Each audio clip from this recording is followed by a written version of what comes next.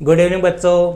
देखो बच्चों, आज अपने जो पॉलिटिकल साइंस की अपनी सेकंड बुक है स्वतंत्र भारत में राजनीति, इस बुक का अपना जो 5वां चैप्टर है, चैप्टर का नाम है अपने भैया कांग्रेस प्रणाली, चुनौतियां और पुनर्स्थापना।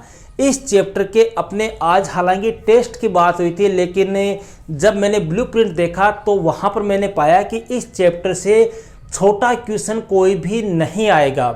छोटा क्वेश्चन का मतलब ना तो वस्तुनिष्ठ क्वेश्चन आएगा इससे, ना इससे सुमेलित करने वाला, ना सत्य असत्य वाला आएगा, ना फिल इन द बैलेंस वाला आएगा और ना ही अति लघुत्रात्मक आएगा। मतलब 1 नंबर का इस चैप्टर से कोई क्वेश्चन नहीं आ रहा है भैया। इसलिए मैंने इस चैप्टर का टेस्ट ना लेके आपको इस चैप्टर से संबंधित जो मेन क्वेश्चन है, बड़े बड़े क्वेश्चन, जो बड़े क्वेश्चन इस चैप्टर से अपने पूछे जाएंगे। अपने ये चैप्टर जो है भैया 6 अंक का है, इससे अपने 2 या 3 क्वेश्चन जो है वो अपने आएंगे, और वो भी किसके अकॉर्डिंग, ब्लूप्रिंट के अकॉर्डिंग। अब ब्लूप्रिंट के अकॉर्डिंग ही भैया अपने जितने भी टेस्ट होंगे, जितने भी मोस्ट क्वेश्चन मैं आपको बताऊंगा, सब अपने ब्लूप्रिंट के अकॉर्डिंग चर्चा करेंगे। और ये जो है आज के अपने जो क्वेश्चन है वो सारे ब्लूप्रिंट के अकॉर्डिंग ही आपके लिए सेलेक्ट किए गए हैं। देखो मैंने टोटल 6 क्वेश्चन सिलेक्ट किए हैं भैया, ठीक है। इस पार्ट के अपने छोटे क्वेश्चन नहीं आ रहे हैं, 1-1 अंक वाले भैया कोई क्वेश्चन नहीं आ रहा है, इसलिए मैंने टेस्ट नहीं लिया। हालांकि बात अपने टेस्ट की हुई थी, लेकिन इस वजह से टेस्ट नहीं हो पाया। अब ये 6 क्वेश्चन भैया आपके सामने है, इस चैप्टर से आप इन 6 क्वेश्चनों को तैयार कर लो। मेरे ख्याल से आपके एग्जाम में इन्हीं क्वेश्चनों में से आएंगे।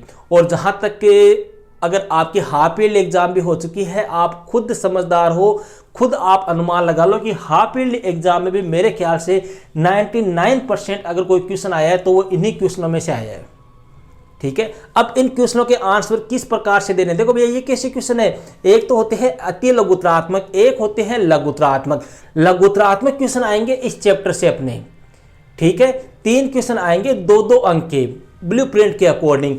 तो लघुत्रात्मक क्वेश्चन के आंसर अपने कितने पंक्तियों में देना है, मुश्किल से 5 से 6 पंक्तियों में आंसर देने हैं। तो ये सारे क्वेश्चन जो है वो कैसे क्वेश्चन है, जिनके आंसर आपको 4, 5, 6 पंक्तियों में देने हैं। सभी क्वेश्चनों के आंसर मैं आपको अच्छी तरह से डिटेल से बताऊंगा, इसलिए आप अंत तक वीडियो के साथ में बने रहिए। सबसे पहले बात करते हैं भैया क्वेश्चन नंबर 1 की, कि 1960 के दशक को खतरनाक दशक क्यों कहा जाता है। 1960 के दशक को खतरनाक दशक क्यों कहा जाता है। तो भैया बात करते हैं 1960 के दशक की। 1960 के दशक का मतलब हो गया भैया 1960 से लेके 1970। अब देखो आंसर कैसे देने हैं, आपको पहले क्या लिखना है, जैसे मान लो प्रश्न नंबर 1, इस पंक्ति को प्रश्न अपने को नहीं उतारना है, यहां पे आपको लिखना है उत्तर। उत्तर में क्या लिखोगे कि 1960 के दशक को खतरनाक दशक इसलिए कहा जाता है क्योंकि, फिर नंबर 1 लगा के लिखो भैया कौन कौन से कारण थे। पहला पॉइंट अपने लिख सकते हैं कि निर्धनता, बेरोजगारी, असमानता, सांप्रदायिकता जैसे जो मुद्दे थे आजादी के बाद, उन मुद्दों का अभी तक कोई सॉल्यूशन नहीं हुआ था, पहली बात। दूसरी बात अपने भैया 1960 के दशक में ही अपने भारत और चीन के बीच युद्ध हुआ था, 1962 का युद्ध। तीसरी बात अपने इसी समय भैया भारत और पाकिस्तान के मध्य युद्ध हो गया था 1965 में। चौथी बात भैया इसी समय भारत में भयंकर अकाल पड़ा था या खाद्य संकट आया था। तो ये 4 पॉइंट आपने लिख दिए इस प्रकार से, नंबर 1, नंबर 2, नंबर 3, नंबर 4, ठीक है। इस प्रकार से 4 पॉइंट लिख दिए भैया। फिर नीचे पंक्ति लिखो, उपरोक्त कारणों की वजह से 1960 के दशक को खतरनाक दशक कहा जाता है। इस प्रकार से भैया अपने को क्या देना है, इसका आंसर देना है। तो पहला क्वेश्चन अपने हो गया है, ठीक है, कोई दिक्कत नहीं है। अब देखो एक बात यहाँ पे ध्यान रखना भैया, अब जितने भी अपने टेस्ट होंगे, जितने भी मोस्ट क्वेश्चन मैं आपको बताऊंगा, वो सारे अपने ब्लूप्रिंट के अकॉर्डिंग होंगे, ठीक है। अपना जो ब्लूप्रिंट है माध्यमिक शिक्षा बोर्ड के द्वारा जो जारी किया गया है, जिसको मैं आपको वीडियो के माध्यम से बता भी चुका हूं, ये सारे उसी के अकॉर्डिंग होंगे। अब आप में से हो सकता है कईयों की ये शिकायत रहे कि सर हम इनके आंसर देते थे, हम इनके सॉल्यूशन बता देते। तो भैया अब देखो ये क्वेश्चन थोड़े बड़े हैं, इसलिए मैंने इनका टेस्ट नहीं लिया, क्योंकि आपको इसमें थोड़ा सा टाइम ज़्यादा लगता है, टाइपिंग करने में ज़्यादा टाइम लगता, उस वजह से मैं ही इनका आपको सॉल्यूशन करा रहा हूँ। दूसरा क्वेश्चन देखो भैया, 1967 के चौथे आम चुनाव में कांग्रेस के समक्ष कौन, देखो यहाँ पर एक चीज़ और बता दूं मैं, अभी हाफ ईयरली में 3 अर्धवार्षिक परीक्षाओं में ये क्वेश्चन पूछा जा चुका है, 3 जिलों में, ठीक है, ये क्वेश्चन आ चुका है। 1967 वाला जो है भैया, एक सेकेंड, 1967 वाला है वो 2 एग्जाम में पूछा जा चुका है। 1969 वाला जो है वो अपने 4 जगह पर आ चुका है भैया। ये हाफ ईयरली के बता रहा हूं मैं, हाफ ईयरली एग्जाम में कि ये क्वेश्चन कहां कहां आ चुके हैं। ये 4 जिलों में आ चुका है। 1971 के चुनाव वाला है भैया, ये अपने 3 जिलों में ये क्वेश्चन आ चुका है। और ये टिप्पणियां जो है वो लगभग इनमें से हर कहीं पे दल बदल पूछा है, कहीं पे प्रीपर्स क्या है, कहीं पे ग्रेड अलायंस क्या है, कहीं पे सिंडिकेट क्या है। ये लगभग हर जिले में आई है। आप जिस जिले के हो आप अपना पेपर उठा के देख लो, आपको अगर इस चैप्टर से कोई क्वेश्चन आया है तो वो इन्हीं क्वेश्चनों में से आया है। ठीक है, तो इन क्वेश्चनों को थोड़ा सा अच्छी मेहनत के साथ में, लगन के साथ में आपको अच्छी तरह से तैयार करना है, क्योंकि अपने जो एग्जाम में पेपर आएगा भैया, वार्षिक जो पेपर आएगा उसमें से क्वेश्चन 99% आप मान के चलो इन्हीं में से आएगा। ठीक है, सेकंड क्वेश्चन है भैया, 1967 के चौथे आम चुनाव में कांग्रेस के समक्ष कौन कौन सी चुनौतियां थी। तो भैया करने का तरीका वही है जो मैंने आपको बताया। ठीक है, चुनौतियां कौन कौन सी थी भैया 1967 के चौथे आम चुनाव में। पहला आम चुनाव कब हुआ, 1952 में, दूसरा 1957 में, तीसरा 1962 में और चौथा 1967 में। तो चौथे आम चुनाव के भैया कौन सी चुनौतियां थी। पहली चुनौती तो ये थी कि 2 PM की मृत्यु हो गई थी भैया। पहला तो जवाहरलाल नेहरू मर गया था, फिर लाल बहादुर शास्त्री मर गया था, उसी दौरान मरे थे ये दोनों 1960 के दशक में ही। तो उत्तराधिकारी किसको बनाया जाए, पहली चुनौती तो ये आ गई। दूसरा, अब उत्तराधिकारी की समस्या तो दूर हो गई, इंदिरा गांधी को उत्तराधिकारी चुन लिया, लेकिन इंदिरा गांधी को अनुभव कम था, ये भी चुनौती थी। तीसरी जो मेन चुनौती थी वो थी भैया सिंडिकेट की, कि सिंडिकेट से अपने आप को क्या रखना, मुक्त रखना, ये भी एक चुनौती थी। अभी सिंडिकेट क्या है इसकी चर्चा अपने यहाँ पर करेंगे। तो ये 3-4 अपने क्या थी, चुनौतियां थी। थर्ड क्वेश्चन है भैया, 1969 में कांग्रेस पार्टी का विभाजन क्यों हुआ, प्रमुख कारण बताइए। बड़ा अच्छा क्वेश्चन है, दोनों क्वेश्चन बड़े शानदार क्वेश्चन है। ये मान लो अगर इन्हीं में से मोस्ट में छाटे ना, तो ये दोनों क्वेश्चन और ये 5वां क्वेश्चन बड़े अच्छे क्वेश्चन है। तो 1969 में कांग्रेस पार्टी का विभाजन क्यों हुआ भैया। विभाजन इसलिए हुआ क्योंकि पहला पॉइंट तो अपने कह सकते हैं कि राष्ट्रपति पद के चुनाव को लेकर क्या हो गए थे, विवाद हो गए थे। अपने जो कांग्रेस जो पार्टी थी भैया, अपने सिंडिकेट वाले थे वो तो बनाना चाहते थे मोरारजी देसाई को, और इंदिरा गांधी बनाना चाहते थे किसको, अपने वीवी गिरी को। इस बात को लेकर उनके मध्य क्या हो गया, विभाजन हो गया, और इस विभाजन से क्या हुआ, कांग्रेस 2 टुकड़ों में बट गई। इसके अलावा भैया इंदिरा गांधी प्रधानमंत्री थी, और उस समय मोरारजी देसाई जो थे, उन मोरारजी देसाई से इंदिरा गांधी ने वित्त विभाग वापस ले लिया। मोरारजी देसाई उस समय उप प्रधानमंत्री भी थे, वित्त मंत्री भी थे, तो इंदिरा गांधी ने वित्त विभाग वापस ले लिया, इससे भी कांग्रेस का विभाजन हो गया। इसके अलावा भैया इंदिरा गांधी ने ये 14 निजी बैंकों का राष्ट्रीयकरण भी कर दिया था। इसके अलावा प्रीविपर्स की समाप्ति कर दी थी।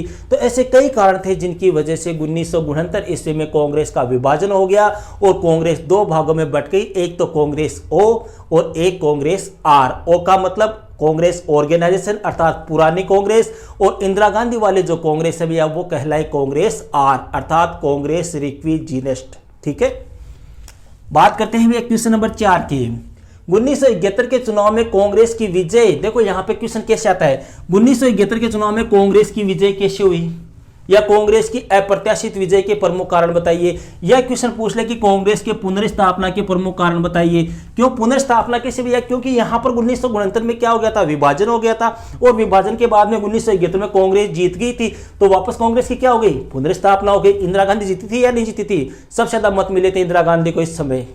ठीक है, तो अब यहाँ पे क्वेश्चन आता है भैया ये 1971 के चुनाव में कांग्रेस की विजय के प्रमुख कारण बताइए। तो सिस्टम वही करना है अपने को भैया। देखो अच्छे नंबर प्राप्त करने का एक तरीका है, इस प्रकार से करना है अपने को। यहाँ पे लिखना है 1971 के आम चुनाव में कांग्रेस की अप्रत्याशित विजय के प्रमुख कारण निम्नलिखित है, फिर नंबर 1 लगा के लिखना भैया। पहला पॉइंट अपने लिख सकते हैं इंदिरा गांधी का चमत्कारिक नेतृत्व है। इसमें आप 2 लाइन लिख दो कि 1971 के आम चुनाव में इंदिरा गांधी का चमत्कारिक और प्रभावशाली नेतृत्व है जो है उसकी वजह से कांग्रेस की जीत हुई। दूसरा लिख सकते हैं भैया इंदिरा गांधी का गरीबी हटाओ का नारा, कि 1971 के आम चुनाव में इंदिरा गांधी ने एक नारा दिया था, वह नारा था गरीबी हटाओ। यह नारा जो है वो 1971 के आम चुनाव में बहुत ज़्यादा प्रसिद्ध हुआ, और इसकी वजह से इंदिरा गांधी की विजय हुई। तीसरा आप लिख सकते हैं कि इंदिरा गांधी की समाजवादी नीतियां। इंदिरा गांधी भैया 1971 के आम चुनाव में जहां भी इंदिरा गांधी ने रैली की थी वहां पर उसने बढ़ चढ़कर समाजवाद की बात की थी। ठीक है, जिससे वह लोगों में क्या हो गई, लोकप्रिय हो गई। चौथा आपने लिख सकते हैं भैया कांग्रेस के पास में एक निश्चित एजेंडा और कार्यक्रम का होना। मतलब इंदिरा गांधी वाली कांग्रेस थी ना भैया, उसके पास में एक निश्चित एजेंडा था, एक निश्चित कार्यक्रम था, एक निश्चित रूपरेखा थी कि अपने को क्या करना है, किस प्रकार से चुनाव में विजय प्राप्त करनी है। उसकी वजह से क्या हुई, कांग्रेस की या इंदिरा गांधी की विजय हुई। जबकि विपक्षी पार्टियां थी, उनके पास में कोई एजेंडा नहीं था, उनका तो बस एक ही नारा था, इंदिरा हटाओ, इंदिरा हटाओ। ठीक है, तो ऐसे कई कारण हैं जिनकी वजह से क्या हुई, कांग्रेस की विजय हुई। फिर यहाँ पे नीचे लिख देना, उपरोक्त कारणों की वजह से 1971 के आम चुनाव में कांग्रेस पार्टी की विजय हुई। क्वेश्चन नंबर भैया 5, टिप्पणी लिखिए भैया। टिप्पणी लिखनी है आपको। पहला, दल बदल। टिप्पणी का मतलब भैया कम से कम आपको 5 से 6 पंक्तियां इनके ऊपर लिखनी है। मतलब लघुत्रात्मक प्रश्न ही है ये शॉर्टकट में कई बार इस प्रकार से पूछते हैं, जैसे हाफ ईयरली एग्जाम में कई जिलों में से पूछा हुआ है। तो दल बदल है भैया, दल बदल क्या होता है। देखो सबसे पहली बात तो ये ध्यान रखना, दल बदल का प्रारंभ कौन से आम चुनाव से हुआ, 1967। कहां से हुआ, हरियाणा है, मध्य प्रदेश है, उत्तर प्रदेश है, यहां से हुआ था भैया। आपको मैंने बताया था जब चैप्टर पढ़ाया था कि हरियाणा के एक विधायक थे भैया, कांग्रेस पार्टी का चुनाव चिन्ह लेकर वो जीते थे, चुनाव में जीत गए थे, और जीतने के बाद में उन्होंने क्या किया भैया, कांग्रेस पार्टी को छोड़कर दूसरी पार्टी में शामिल हो गए, फिर दूसरी को छोड़कर तीसरी पार्टी में शामिल हो गए। मतलब 15 दिन में ही उन्होंने लगभग 3 पार्टियां बदल ली थी। ठीक है, तो कहने का मतलब हो गया कि चुनाव में किसी पार्टी का प्रतीक चिन्ह लेकर विजय होने के पश्चात एक पार्टी को छोड़कर किसी दूसरी पार्टी में या एक दल को छोड़कर किसी दूसरे दल में जाकर शामिल हो जाना, वही कहलाता है भैया दल बदल। और इसके लिए एक जुमला भी फेमस है, वो है भैया आया राम गया राम। क्लियर है, ये जुमला क्यों फेमस हुआ था, ये मेरा डिटेल से आपको बताया हुआ है। और भैया भारत सरकार के द्वारा 1985 में 52वें संविधान संशोधन के द्वारा दल बदल विरोधी अधिनियम या कानून पारित कर दिया गया। दूसरा है भैया प्रीविपर्स क्या है। देखो प्रीविपर्स क्या है, थोड़ी चाय पी ले।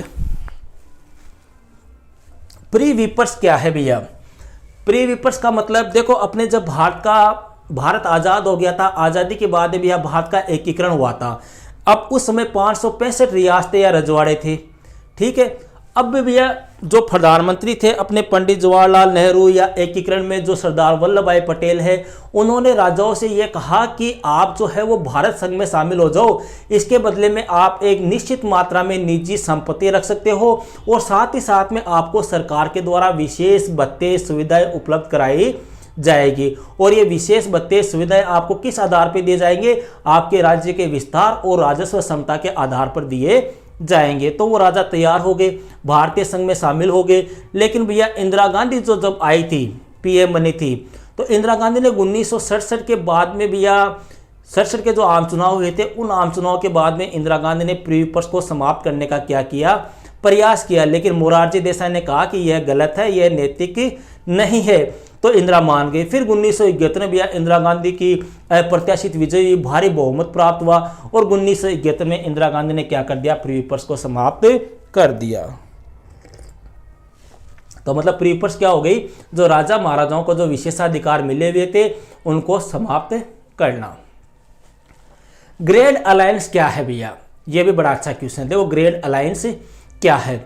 1971 के चुनाव हुए थे भैया, ठीक है, 5वें आम चुनाव जिनको बोलते हैं। उस समय कांग्रेस 2 भागों में बट गई थी, एक तो पुरानी कांग्रेस, एक नई कांग्रेस। पुरानी वाले में पुराने जो बूढ़े बुजुर्ग नेता थे, के कामराज वगैरह, पाटिल वगैरह, अतुल्य घोष वगैरह, वो ठीक है। और एक थी भैया नई कांग्रेस जिसको बोलते हैं कांग्रेस आर, अर्थात इंदिरा गांधी वाली। ठीक है, अब इंदिरा गांधी के खिलाफ भैया कुछ गैर साम्यवादी पार्टियां और कुछ गैर कांग्रेसी विपक्षी पार्टियां जो थी, उन्होंने अपना क्या बनाया, एक गठबंधन बना लिया कि हमें इंदिरा को हराना है। इंदिरा हटाओ का नारा दिया था उन्होंने। ठीक है, गैर साम्यवादी और गैर कांग्रेसी विपक्षी पार्टियों का गठबंधन जो है वही क्या कहलाता है, ग्रेड अलायंस कहलाता है। अब यहाँ पे क्वेश्चन ये आता है कि ग्रेड अलायंस में कौन कौन सी पार्टियां शामिल थी। तो भैया अपने जैसे एसएसपी, पीएसपी, जनसंघ पार्टी, स्वतंत्र पार्टियां ये शामिल थी। और इन पार्टियों ने 1971 के अंदर जो नारा दिया था वो क्या था, इंदिरा हटाओ। क्लियर है। अब बात करते हैं भैया ग्रेड अलायंस। ग्रैंड अलायंस हो गया। सिंडिकेट, सिंडिकेट क्या है भैया? देखो 1960 के दशक के मध्य भैया जो कांग्रेस पार्टी थी, उस कांग्रेस पार्टी के भीतर एक ताकतवर और शक्तिशाली नेताओं का या प्रभावशाली नेताओं का एक समूह था, उसी को अपने क्या बोलते हैं? सिंडिकेट बोलते हैं। और सिंडिकेट में शामिल प्रमुख नेताओं की अगर बात करें तो के कामराज है भैया, एस के पाटिल है, अतुल्य घोष है, निज लिंगपा है। ये कौन थे? सिंडिकेट के प्रमुख नेता थे। सीधा सा ध्यान रखना, प्रभावशाली और ताकतवर लोगों का एक समूह है, ठीक है। और इन्होंने भैया इंदिरा गांधी और लाल बहादुर शास्त्री को प्रधानमंत्री बनने में अहम भूमिका निभाई थी। एक क्वेश्चन है भैया 1967 के आम चुनाव के परिणामों को राजनीतिक भूचाल की संज्ञा क्यों दी गई? राजनीतिक भूचाल की संज्ञा क्यों दी गई? क्योंकि भैया इन आम चुनाव में कांग्रेस पार्टी की एक प्रकार से अच्छी जीत नहीं हो पाई थी। जिस प्रकार की जीत की उम्मीद थी, वह एक प्रकार से जिस प्रकार का परिणाम अपने को चाहिए था, वह परिणाम जो है वो अपने को प्राप्त नहीं हो पाया था। इस वजह से इसको एक प्रकार से राजनीतिक भूचाल की संज्ञा दी गई। क्योंकि राजनीति में एक प्रकार से लाल बहादुर शास्त्री की मृत्यु हो गई थी, तो लोगों ने सोचा कि अब कांग्रेस लगभग समाप्त सी है। इंदिरा नहीं थी, कम अनुभव था, फिर भी एक प्रकार से यहाँ पर कुछ रिजल्ट जो है वो कांग्रेस के खिलाफ भी रहा और कुछ पक्ष में भी रहा। इसकी वजह से राजनीतिक भूचाल की संज्ञा दी गई। तो ये है भैया अपने कक्षा 12 राजनीति विज्ञान का जो सेकंड बुक का 5वां चैप्टर है, कांग्रेस प्रणाली, चुनौतियां और पुनर्स्थापना। इस चैप्टर के 6 अति महत्वपूर्ण प्रश्न, और सारे के सारे प्रश्न आपके किसके अकॉर्डिंग है? ब्लूप्रिंट के अकॉर्डिंग है। तो मेरा आपसे इतना ही कहना है कि इन क्वेश्चनों को आपको जरूर से तैयार करना है। ओके भैया, दैट्स ऑल।